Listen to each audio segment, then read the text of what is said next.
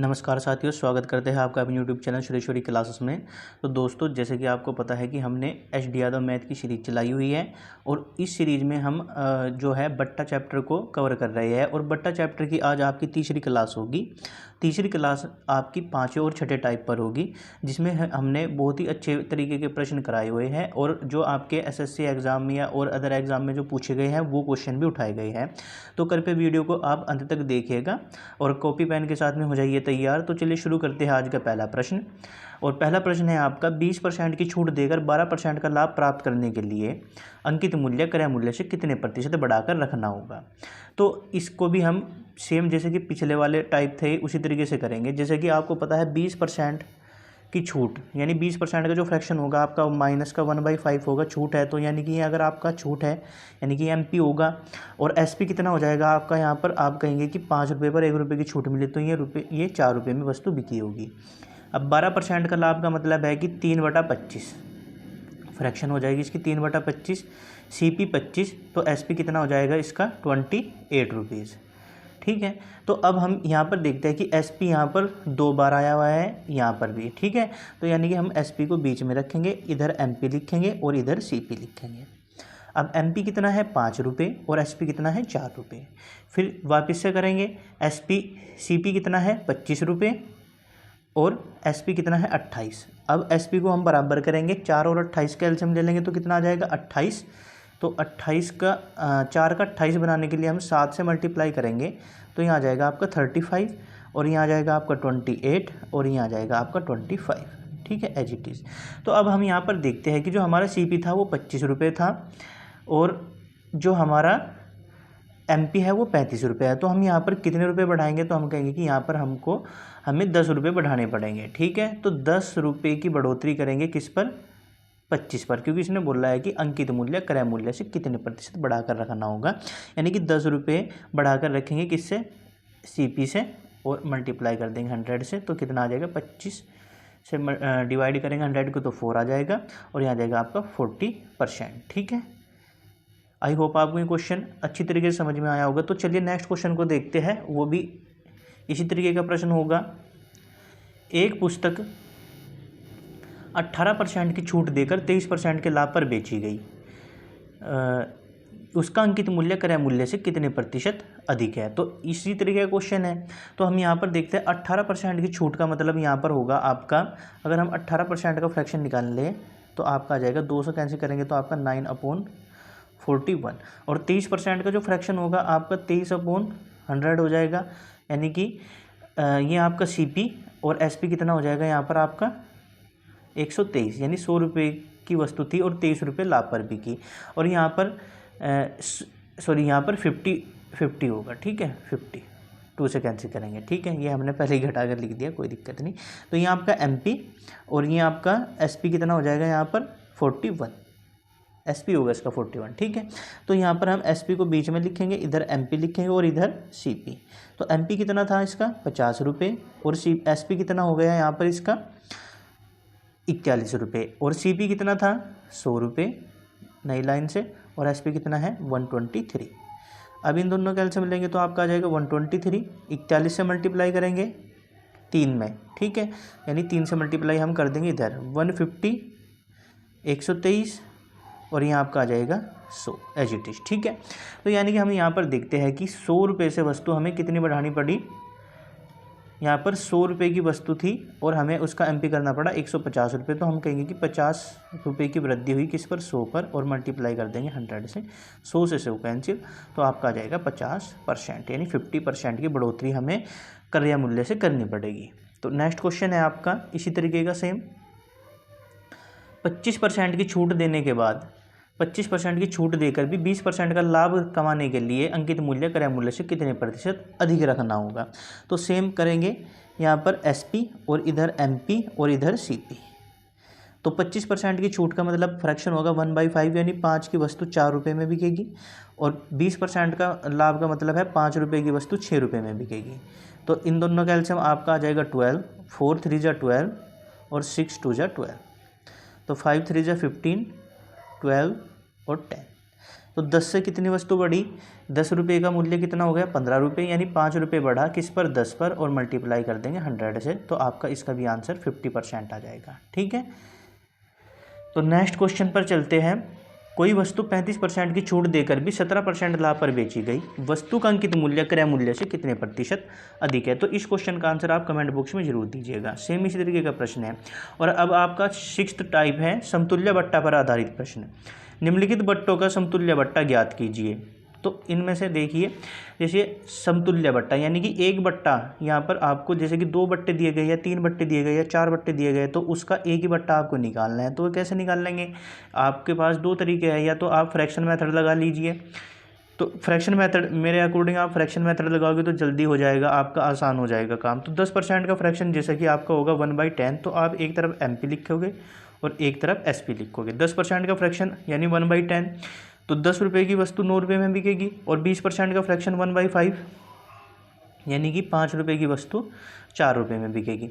अब ये ऐसे तिरछा काट लीजिए, जैसे कि आपने कैंसिल कर दिया इसको 2 से, 2 2 जा 4 और 2 5 जा 10, 5 5 जा आपका आ जाएगा 25 और 9 2 जा आपका आ जाएगा 18। तो अब यहाँ पर यानी कि वस्तु का अंकित मूल्य था 25 रुपये और वस्तु बिकी कितने में 18 रुपये में, यानी कि हम यहाँ पर कहेंगे कि 7 रुपये का हमें छूट मिली किस पर 25 पर, और मल्टीप्लाई कर देंगे 100। ठीक है, तो 25 4 जा 100 और 7 4 जा 28%। तो जो इसका एकल बट्टा आया यानी समतुल्य बट्टा आया वो आपका 10 और 20% का आपका 28% आ जाएगा। ठीक है, तो इसी तरीके से 10 20 30%, 20 और 40%, 20 25 10%, 20 और 15%, आप सेम इसी तरीके से क्वेश्चन को निकाल सकते हैं। एक क्वेश्चन और करेंगे हम 3 बट्टे वाला, जैसे कि हम 5th क्वेश्चन करेंगे। तो यहाँ पर MP लिखेंगे और इधर आप लिखेंगे SP। ठीक है, यानी 20% का फ्रैक्शन वही 1/5 यानी 5 रुपये की वस्तु 4 रुपये में बिकेगी। 25% का फ्रैक्शन आपका 1/4 यानी कि 4 रुपये की वस्तु आपकी बिकेगी 3 रुपये में। और 10% का फ्रैक्शन आपका 1/10 यानी 10 रुपये की वस्तु आपकी बिकेगी 9 रुपये में, 1 रुपया कम में। ठीक है, तो अब यहाँ पर हम 4 से 4 कैंसिल कर देंगे, और तो कुछ कैंसिल नहीं होता यहाँ पर। तो 10 5 जा आपका आ जाएगा 50 और 9 3 जा आपका आ जाएगा 27। तो कितने रुपए की छूट मिली यहाँ पर, हम कहेंगे 3 यानी 23 रुपये की छूट मिली किस पर 50 पर, और मल्टीप्लाई कर देंगे 100, क्योंकि छूट हमेशा MP पर मिलती है। 50 से डिवाइड करेंगे 100 को तो आ जाएगा 2, और 23 2 जा आपका आ जाएगा 46। तो 46% की आपकी यहाँ पर ये जो टोटल छूट है वो 46% होगी। ठीक है, तो नेक्स्ट क्वेश्चन पर चलते हैं। इसी तरीके से इसके B टाइप का, तो निम्नलिखित बट्टा श्रेणियों में किसका समतुल्य बट्टा सबसे अधिक होगा। तो अब आप क्या काम करेंगे, देखिए इस क्वेश्चन को करने से पहले आप एक बात सीखेंगे कि अगर आपके जो टोटल बट्टे हैं उनका जो सम है वो सेम है, यानी कि 20 5 और 10 अगर हम ऐड करें तो आपका आ जाएगा 35%।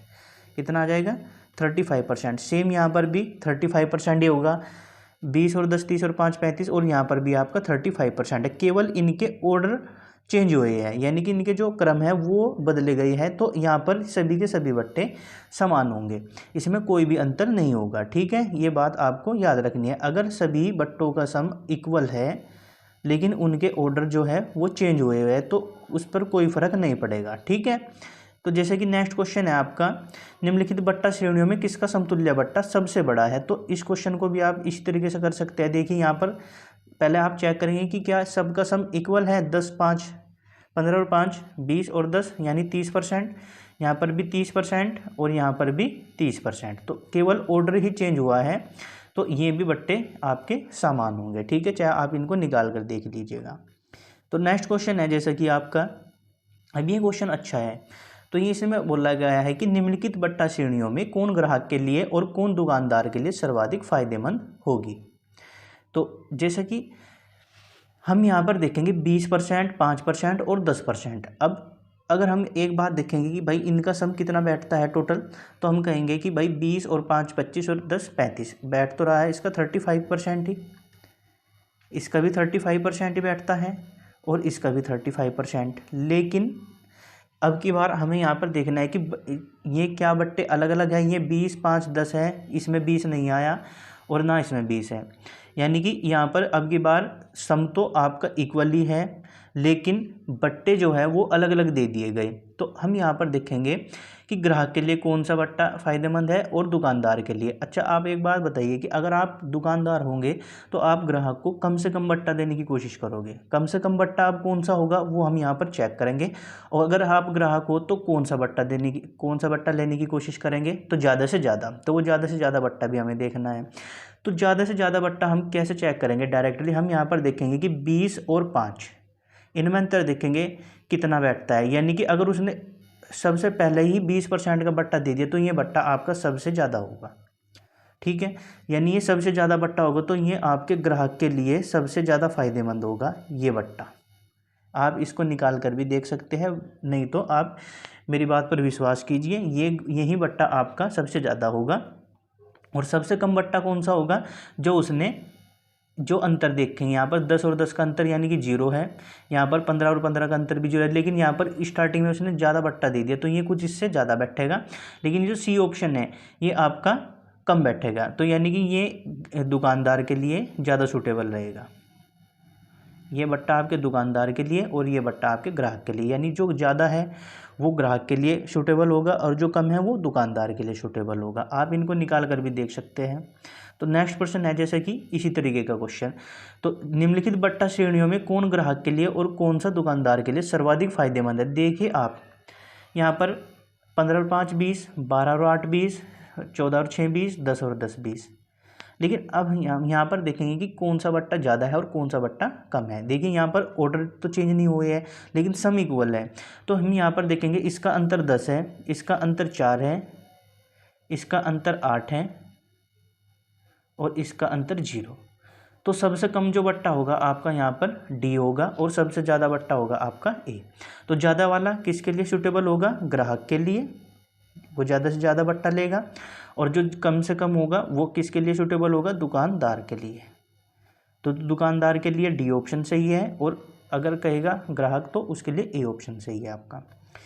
तो नेक्स्ट प्रश्न पर चलते हैं और ये आपके प्रश्नावली में से क्वेश्चन उठाए गए हैं, एक बार इनको बहुत अच्छी तरीके से देखिएगा।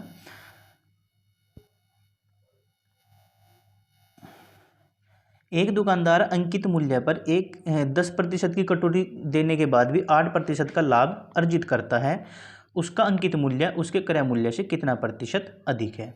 तो ऐसे क्वेश्चन किए हमने, जैसे कि हम यहाँ पर बीच में लिखेंगे इसका SP, इधर लिखेंगे MP और इधर लिखेंगे CP। ठीक है, तो 10% की कटौती यानी छूट, ठीक है, अंकित मूल्य पर 10% की छूट। तो 10% का फ्रैक्शन आपका 1/10 होगा, यानी 10 रुपये की वस्तु 9 रुपये में बिकेगी। और 8% का जो फ्रैक्शन होगा आपका 2/25 होगा, यानी 25 रुपये की वस्तु आपकी 27 रुपये में बिकेगी। तो इन दोनों का एलसीएम आपका आ जाएगा 27 और 9 का 27 बनाने के लिए हम 3 से मल्टीप्लाई कर देंगे तो यहाँ आपका आ जाएगा 30 और ये तो एज इट इज़ रहेगा 27 और यहाँ आपका आ जाएगा 25। तो 25 रुपये से हमें जो अंकित मूल्य है वो 30 रुपये करना पड़ेगा, यानी 5 रुपये अधिक बढ़ाना पड़ेगा किस पर? 25 पर, और मल्टीप्लाई कर देंगे 100 से। तो 25 से कैंसिल करेंगे तो कितना आ जाएगा? 5 4 जा 20%। ठीक है, यानी कि 20% अधिक आपको यहाँ पर अंकित मूल्य करना पड़ेगा। तो नेक्स्ट क्वेश्चन पर चलते हैं।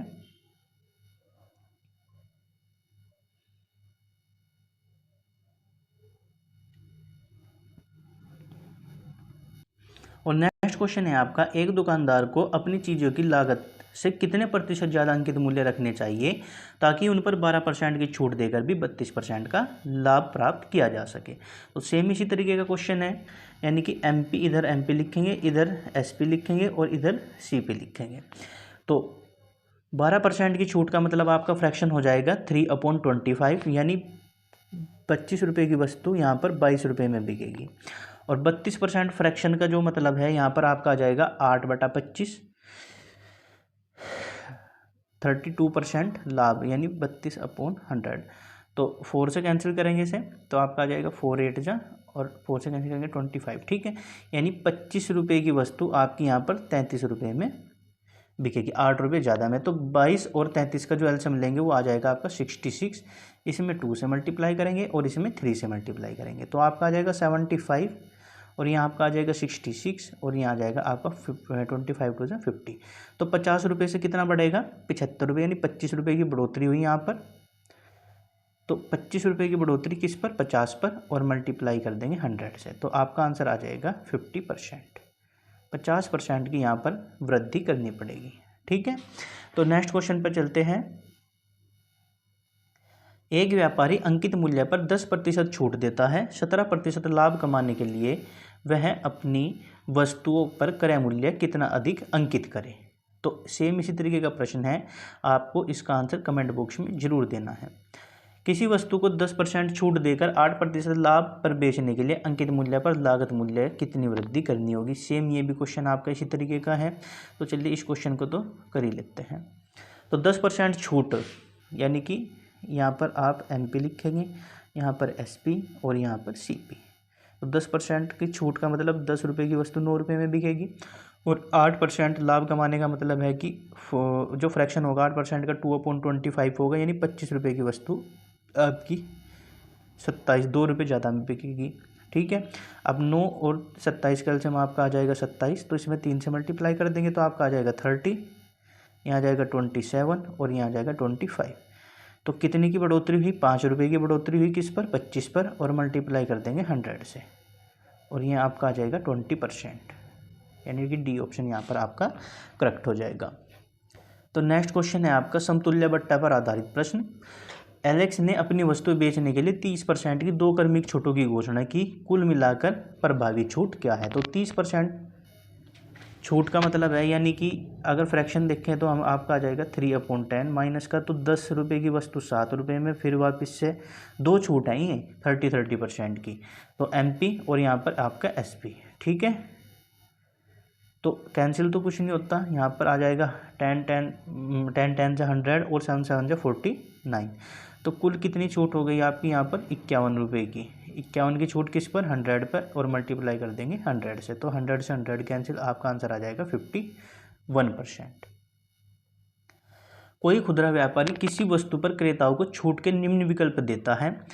तो इस क्वेश्चन को आप ध्यान से देखेंगे और अपना आंसर करेंगे। देखिए, कोई खुदरा व्यापारी किसी वस्तु पर क्रेताओं को छूट के निम्न विकल्प देता है, जैसे कि 10% की 2 उत्तरोत्तर छूट दे दी, या 12% की 1 छूट और 8% की 1 छूट।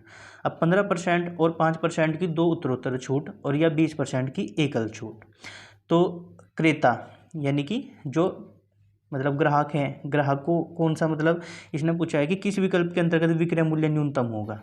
विक्रय मूल्य न्यूनतम होगा यानी कि ग्राहक के लिए जो मतलब ज़्यादा, मतलब कौन सा होगा, ग्राहक के अकॉर्डिंग आपको यहाँ पर देखना है। विक्रय मूल्य न्यूनतम का मतलब है कि जो वस्तु है वो कम में खरीदी जाएगी। ठीक है, तो जो कम होगा यानी कि देखिए यहाँ पर 10% की 2 उत्तरोत्तर छूट होगी, यानी 10 और 10, या 12% की 1 की छूट, 12% की 1 और 8% की 1, यानी यहाँ पर 4% का अंतर आ जाएगा।